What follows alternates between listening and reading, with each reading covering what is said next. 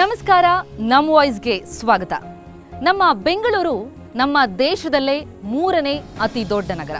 ಇನ್ನು ಜಗತ್ತಿನ ಮಟ್ಟಿಗೆ ತೆಗೆದುಕೊಳ್ಳೋದಾದ್ರೆ 27ನೇ ಅತಿ ದೊಡ್ಡ ನಗರ. ಈ ನಗರದಲ್ಲಿ ಇರುವಂತಹ ಜನರಲ್ಲಿ 62% ಜನ ವಲಸಿಗರು.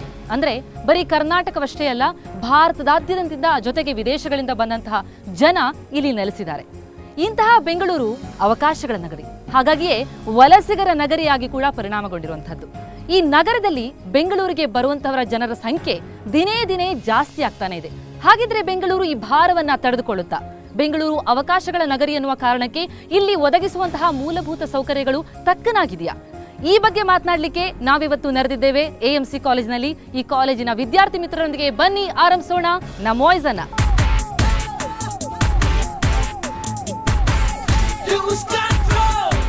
ಮೊದಲಿಗೆ ಆರಂಭಿಸೋಣ ಆಡು ಮಾತಾಡು.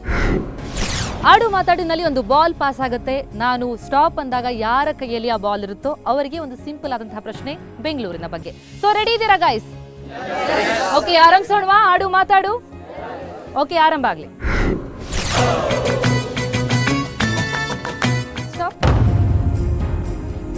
ಬೆಂಗಳೂರು ಬಗ್ಗೆ ನಿಮ್ಗೆ ಏನ್ ಅನ್ಸುತ್ತೆ? ಬೆಂಗಳೂರು ಅವಕಾಶಗಳ ನಗರಿ ಅಂತ ಹೌದಾ ಅಂತ ಅನ್ಸುತ್ತಾ?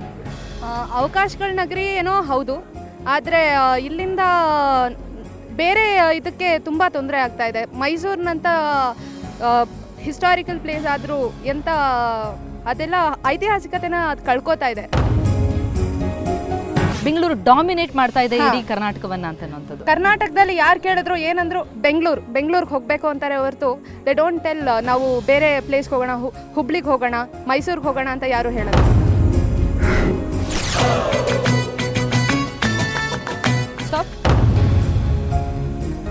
ಬೆಂಗಳೂರಿಗೆ ಯಾಕೆ ಜನ ಹೊರಗಡೆಯಿಂದ ಬರ್ತಾರೆ? ನಿಮ್ಗೆ ಯಾಕೆ ಅನ್ಸುತ್ತೆ?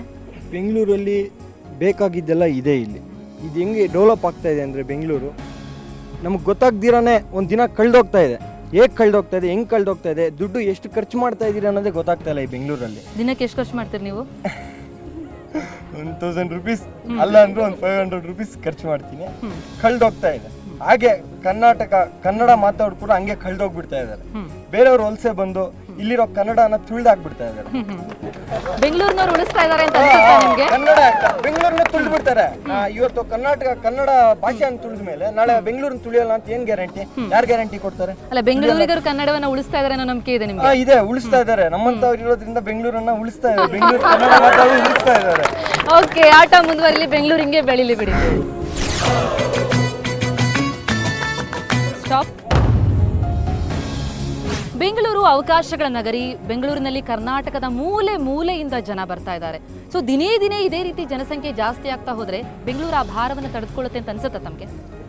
ಅಕಾರ್ಡಿಂಗ್ ಇದು ನೋಡಿದ್ರೆ ನ್ಯೂಸಲ್ಲೆಲ್ಲ ಕ್ಲೈಮೆಟಿಕ್ ಚೇಂಜಸ್ ಎಲ್ಲ ನಾವು ನೋಡ್ತೀವಿ. ಅಕಾರ್ಡಿಂಗ್ ಟು ಇಟ್ ಬ್ಯಾಂಗ್ಳೂರು ತಡ್ಕೊಳ್ಳೋಕೆ ಅಷ್ಟು ಶಕ್ತಿ ಇಲ್ಲ.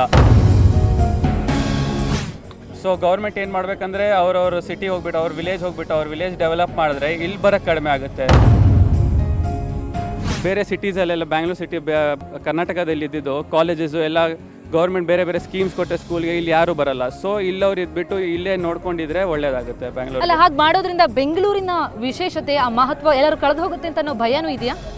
ಇದೆ, ಸ್ವಲ್ಪ ಇರುತ್ತೆ. ಏನಕ್ಕಂದರೆ ನಮ್ಮ ಊರು, ನಮ್ಮ ಜನ ಎಲ್ಲ ಇರ್ತಾರೆ. ಸೊ ನಮಗೆ ಕಾನ್ಫಿಡೆನ್ಸ್ ಇರುತ್ತೆ. ನಮ್ಮೂರು ಬೇರೆಯವ್ರು ಬಂದರೆ ಏನು ನಾವು ಮಾಡೋಕ್ಕಾಗಲ್ಲ.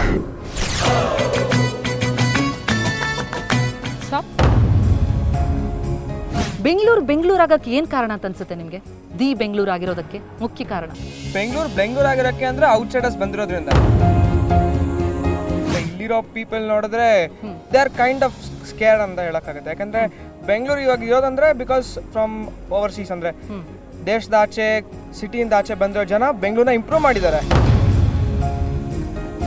ಹಿಂಗೆ ಮುಂದುವರಿಲಿ ಅನ್ನೋ ಆಶಯ ಇದೆಯಾ ನಿಮಗೆ? ಡೆಫಿನೆಟ್ಲಿ ಬೆಂಗಳೂರು ಹಿಂಗೆ ಮುಂದುವರಿಬೇಕು. ಮುಂದೆ ಬೇರೆಯವ್ರನ್ನ ಆಚೆ ಹೋಗೋಕೆ ತಗೊಳ್ಳಬಾರ್ದು. ಯಾಕಂದ್ರೆ ಅವ್ರಿಗೆ ರೈಟ್ಸ್ ಇಲ್ಲ. This is India, we can roam where we want. ಅಂದ್ರೆ ಇಂಡಿಪೆಂಡೆನ್ಸ್ ಆಕ್ಟ್ ಅಲ್ಲೇ ಹೇಳಾಗಿದೆ, ಇಂಡಿಪೆಂಡೆನ್ಸ್ ಬಂದಾದ್ಮೇಲೆ. ಸೊ ಬೆಂಗಳೂರು ಹಿಂಗೆ ಇರಬೇಕು, ಇದೇ ತರ ಮುಂದುವರಿಯುತ್ತೆ.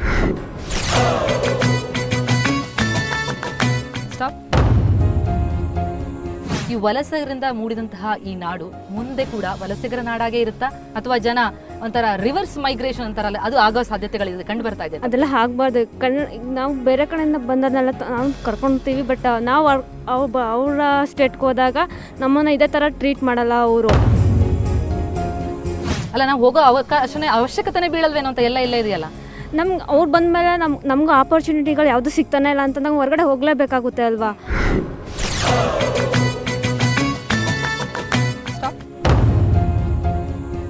ಬೆಂಗಳೂರು ಒಂದು ಕಾಲದಲ್ಲಿ ಪೆನ್ಷನರ್ಸ್ ಪ್ಯಾರಡೈಸ್ ಆಗಿತ್ತು.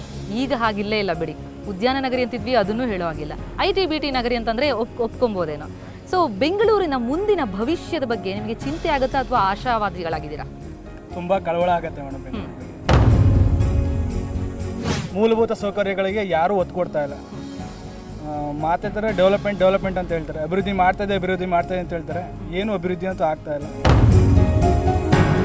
ಕುಡಿಯೋ ನೀರು ಸಮಸ್ಯೆಗಳು ಜಾಸ್ತಿ ಇದೆ, ಮತ್ತು ಉತ್ತಮವಾದಂಥ ಗಾಳಿ ಸಿಗ್ತಲ್ಲ ಉಸಿರಾಟ ಮಾಡೋದಕ್ಕೆ. ಮುಂದೊಂದಿನ ಭವಿಷ್ಯದಲ್ಲಿ ಆಕ್ಸಿಜನ್ನ ಕಾಸು ಕೊಟ್ಟು ಕೊಂಡ್ಕೊಳ್ಬೇಕಂತ ಪರಿಸ್ಥಿತಿ ಅಂತ ಖಂಡಿತವಾಗ್ಲೂ ಬರುತ್ತೆ. ಅದು ಎಸ್ಪೆಷಲಿ ಬೆಂಗಳೂರು ಅಂತೂ ಖಂಡಿತವಾಗ್ಲೂ ಬರುತ್ತೆ. ಈಗ ನೀರನ್ನ ಹೇಗೆ ಕಾಸು ಕೊಟ್ಟು ನಾವು ಕೊಂಡ್ಕೋತಾ ಇದ್ದೋ ಅದೇ ಥರ ಒಂದು ಕಾಲಕ್ಕೆ ಆಕ್ಸಿಜನ್ ಕೂಡ ನಾವು ಕಿಟ್ಟಲ್ಲಿ ಕೊಂಡ್ಕೊಂಡು ಉಸಿರಾಡುವಂತಹ ಕಾಲ ಹತ್ತಿರದಲ್ಲೇ ಇದೆ. ಅದು ತುಂಬ ದೂರ ಏನಿಲ್ಲ.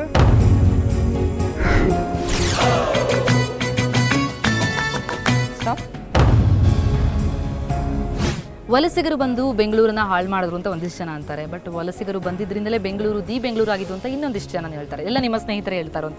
ಒಬ್ಬೊಬ್ಬರದ್ದು ಒಂದೊಂದು ಅಭಿಪ್ರಾಯ ಇರುತ್ತೆ. ಹಾಗಿದ್ರೆ ಬೆಂಗಳೂರಿನಲ್ಲಿರುವಂತಹ ಈಗಿನ ಸಮಸ್ಯೆಗಳನ್ನು ಪರಿಹರಿಸಲಿಕ್ಕೆ ಏನು ಮುಖ್ಯವಾದಂತಹ ಯಾವ್ಯಾವ ಹೆಜ್ಜೆಗಳನ್ನ ಇಡಬೇಕು ಅಂತ ಅನಿಸುತ್ತೆ? ನೀವೇನು ಸಜೆಷನ್ ಕೊಡೋಕ್ಕೆ ಇಷ್ಟಪಡ್ತೀರಿ? ಈಗ ನೋಡಿ, ಬೆಂಗಳೂರಲ್ಲಿ ಎಲ್ಲ ರೀತಿಯಂಥ ಸೌಕರ್ಯ ಇದೆ ಅಂತ ಎಲ್ಲರೂ ಇಲ್ಲಿ ಬರ್ತಾರೆ. ಬಿಜಾಪುರ ಆಗಿರ್ಬೋದು, ಗುಲ್ಬರ್ಗ ಆಗಿರ್ಬೋದು, ಮೈಸೂರು, ಹುಬ್ಬಳ್ಳಿ ಎಲ್ಲ ಕಡೆನೇ ಇಲ್ಲಿ ಬರ್ತಾರೆ. ಇದೇ ರೀತಿಯಾದಂಥ ಸೌಕರ್ಯಗಳನ್ನು ನಾವು ಆ ಊರುಗಳಲ್ಲಿ ಕೊಟ್ಟರೆ ಎಲ್ಲ ಜನರು ಅಲ್ಲಲ್ಲೇ ಉಳಿತಾರೆ. ಈಗ ನೀವು ಒಂದು ಕಡೆ ಸಕ್ಕರೆ ಹರಳು ಹಾಕಿದ್ರೆ ಅಲ್ಲಿ ಇರುವೆಗಳು ಬಂದು ಮುತ್ಕೋತವೆ, ಸಹಜ. ಅದೇ ರೀತಿ ಎಲ್ಲ ಸೌಕರ್ಯಗಳು ಇಲ್ಲೇ ಕಾನ್ಸಂಟ್ರೇಟ್ ಆಗಿರೋದ್ರಿಂದ ಎಲ್ಲ ಜನರು ಇಲ್ಲಿಗೆ ಬರ್ತಾರೆ.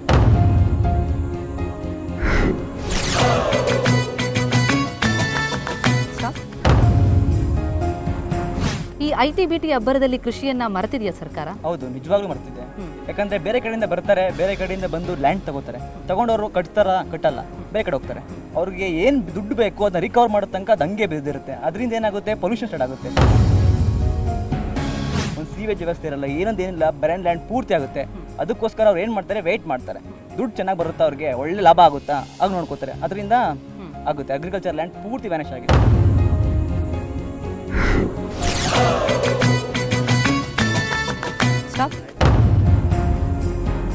ಬೆಂಗಳೂರು ಭಾರ ಹೊರುತ್ತಾ ಇನ್ನು ಮುಂದಿನ ದಿನಗಳಲ್ಲಿ? ಜನಸಂಖ್ಯೆಯ ಭಾರ ಇರ್ಬೋದು, ಬರುವಂತಹ ವಲಸಿಗರ ಭಾರನ? ಖಂಡಿತವಾಗಿ ಈಗಲೇ ನೋಡ್ತಾ ಇದ್ದೀವಿ, ಬೇರೆ ರಾಜ್ಯಗಳಿಂದ ಬಂದಿರ್ತಾರೆ. ಇದೊಂಥರ ಸೈಕಾಲಜಿ ಅನ್ಸುತ್ತೆ ಜನರಿಗಿರೋದು. ಈಗ ಉದಾಹರಣೆಗೆ ಒಂದ್ಸತಿ ಅಮೆರಿಕ ಹಿಸ್ಟ್ರಿ ತೊಗೊಂಡ್ರೆ, ಕ್ಯಾಲಿಫೋರ್ನಿಯಾಲಿ ಗೋಲ್ಡ್ ರಶ್ ಅಂತ ಇತ್ತು. ಆಗ ಎಷ್ಟೋ ಜನ ಗೋಲ್ಡಿನ ಆಸೆಗೆ ಅಲ್ಲಿಗೆ ಬಂದರು. ಹೀಗೆ ಎಲ್ಲಿ ಪ್ರಾಸ್ಪ್ಯಾರಿಟಿ ಅನ್ನೋದಿರುತ್ತೋ ಅದು ಹ್ಯೂಮನ್ ಟೆಂಡೆನ್ಸಿ ಅನ್ಸುತ್ತೆ ಅಲ್ಲಿಗೆ ಸುಖದ ಕಡೆ ಹೋಗೋದು. ಅಲ್ಲ, ಸುಖವನ್ನ ಅರಸಿ ಬಂದಂತಹ ಬೆಂಗಳೂರಿಗೆ ಬಂದಂಥವ್ರು ಈಗ ಬೆಂಗಳೂರನ್ನೇ ಈಗ ಸುಕ್ಕು ಮಾಡ್ತಾ ಇದ್ದಾರಾ ಅಂತ? ಇದು ಸುಕ್ಕು ಅನ್ನೋಕ್ಕಾಗಲ್ಲ, ಯಾಕೆಂದ್ರೆ ಮೆಟ್ರೋಪಾಲಿಟನ್ ಸಿಟಿ ಅಂತ ಕರೀತಾರೆ.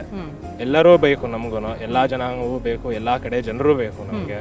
ಆಗಲೇ ಒಂದು ಯೂನಿಟಿ, ಭಾರತ ಯುನೈಟೆಡ್ ಆಗಿರೋಕ್ಕೆ ಸಾಧ್ಯ. ಓಕೆ, ಸೊ ಬೆಂಗಳೂರು ಬೆಳಿಲಿ, ಬರುವವರು ಬರಲಿ, ಅವಕಾಶಗಳನ್ನ ಅನುಕೂಲವನ್ನ ಮಾಡಿಕೊಡ್ಲಿ ಸರ್ಕಾರ ಅಂತ.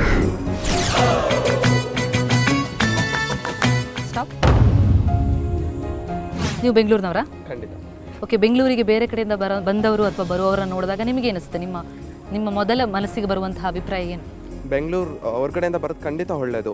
ವೈ ಬಿಕಾಸ್ ಅವರ ಜಾಗದಲ್ಲಿ ಅವ್ರಿಗೆ ಉದ್ಯೋಗದ ಅವಕಾಶ ಅಥವಾ ಏನೇ ಒಂದು ಅವಕಾಶ ಸಿಗಲಿಲ್ಲ ಅಂತ ಅವರ ನೀಡ್ಸ್ನ ಫುಲ್ಫಿಲ್ ಮಾಡ್ಕೊಳ್ಳೋಕ್ಕೋಸ್ಕರ ಇಲ್ಲಿಗೆ ಬರ್ತಾರೆ. ಅವರು ಒಂದು ಇಲ್ಲಿ ಅಲ್ಲದೆ ಅವರು ಇಲ್ಲಿ ಬಂದು ಒಂದು ವಿದ್ಯಾಭ್ಯಾಸ ಮಾಡಿದ್ರೆ ಅವರು ಒಂದು ರ್ಯಾಂಕ್ ತೊಗೊಂಡ್ರೆ ಅದು ನಮ್ಮ ಇದಕ್ಕೆ ಬಂದೇ ಬರುತ್ತೆ. ಅದಲ್ಲದೆ ಒಂದು ನಮ್ಮ ಬೆಂಗಳೂರು ಇಂಪ್ರೂವ್ ಆಗ್ತಾ ಇದೆ ಅದರಿಂದ.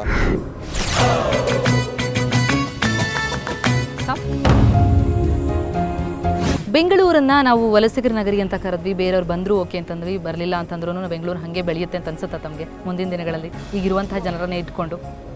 ಬೆಳೆಯುತ್ತೆ. ಈಗಿರೋರೇ ಮುಂದೆ ಬೆಳೆಸ್ತಾರೆ. ಮತ್ತೆ ಇನ್ನೊಂದಿಷ್ಟು ಜನ ಬಂದೇ ಬರ್ತಾರೆ. ಯಾಕಂದರೆ ಅಭಿವೃದ್ಧಿ ಇರುವ ಕಡೆ ಎಲ್ಲರೂ ವಾಲ್ತಾರೆ. ಸೊ ಅಂಥವ್ರು ಬಂದಾಗ ಬೆಂಗಳೂರನ್ನ ಯಾವ ರೀತಿಯಲ್ಲಿ ಅಭಿವೃದ್ಧಿ ಪಡಿಸಬೇಕಾಗುತ್ತೆ? ಅಂಥವರಿಗೂ ಅವಕಾಶಗಳನ್ನು ಕೊಡುವಂತಹ ಜಾಗವನ್ನು ಇಲ್ಲಿ ಮಾಡಬೇಕು ಅಂತಂದರೆ ಜಾಗತೀಕರಣ ಅನ್ನೋದು ಇವಾಗ ಎಲ್ಲ ಕಡೆನೂ ಕಾಮನ್ ಆಗಿದೆ. ನಾವು ಇಲ್ಲಿರೋರು ಬೇರೆ ಕಡೆ, ಬೇರೆ ದೇಶಕ್ಕಾಗ್ಲಿ ಬೇರೆ ಸ್ಟೇಟಿಗೆ ಹೋಗೋದು ಕಾಮನ್, ಅಲ್ಲಿರೋರು ಇಲ್ಲಿಗೆ ಬರೋದು ಕಾಮನ್. ಎಲ್ಲಿ ಸಕ್ಕರೆ ಇರುತ್ತೋ ಅಲ್ಲಿ ಇರುವೆ ಇರೋದು ಸಾಮಾನ್ಯ. ಅದೇ ರೀತಿ ನಾವ್ ಎಲ್ಲ ಅವಕಾಶ ಸಿಗುತ್ತೋ ಅಲ್ಲಿಗೆ ಹೋಗೇ ಹೋಗ್ತೀವಿ.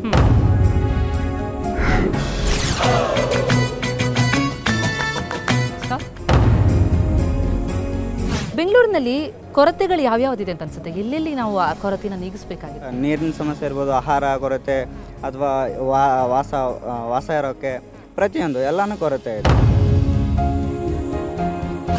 ಇವಾಗ ನಿಧಿ ಸಿಗುತ್ತೆ ಅಂದರೆ ಅಲ್ಲಿ ಪಾಯಿಂಟ್ ಔಟ್ ಮಾಡಿರೋ ಜಾಗನ ಮಾತ್ರ ಅಗಿಬೇಕು, ಹಾಗಂತ ಪಕ್ಕದ ಜಾಗನಾಗ ಸಿಗಲ್ಲ.